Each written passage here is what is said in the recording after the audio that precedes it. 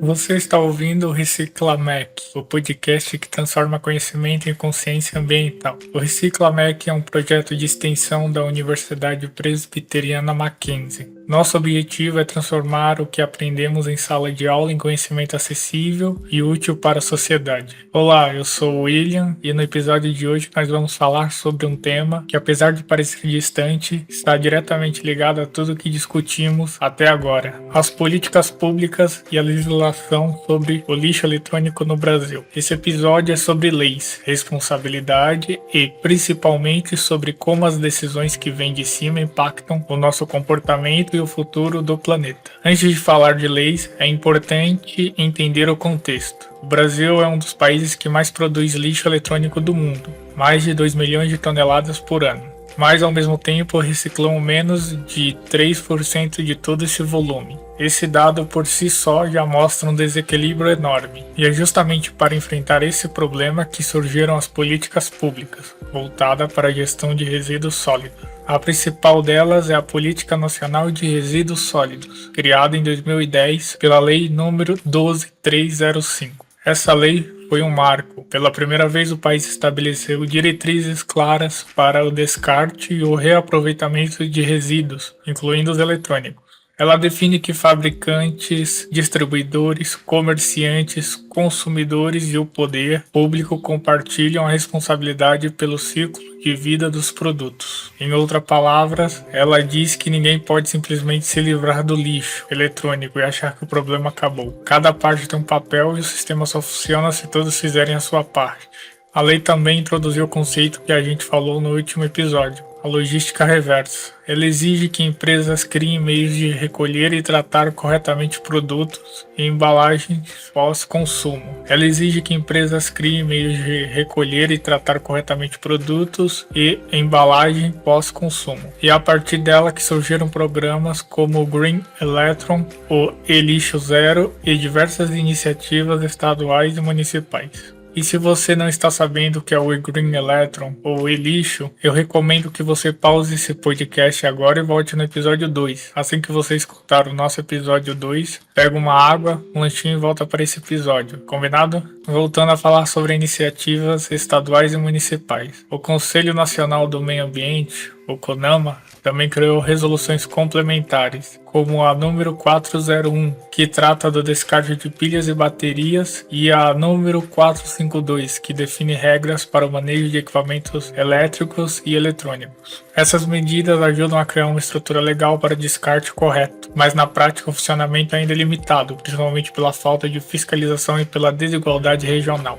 Existem sim ações eficientes do governo e de parcerias públicas e privadas. Em São Paulo, por exemplo, o programa E-Lixo Zero da Secretaria do Verde e do Meio Ambiente realiza mutirões de coleta em diversos bairros, permitindo que a população descarte eletrônicos com segurança. No Paraná, o projeto Reciclatec coleta equipamentos de informática, a estriagem e do aparelhos recondicionados para escolas públicas. E em Brasília, o DF Recicla recolhe materiais eletrônicos e os encaminha para cooperativas, gerando emprego e renda. Esses são exemplos que mostram o potencial transformador de políticas bem aplicadas. Quando o poder público investe em educação, infraestrutura e incentivos, o resultado aparece tanto ambiental quanto social.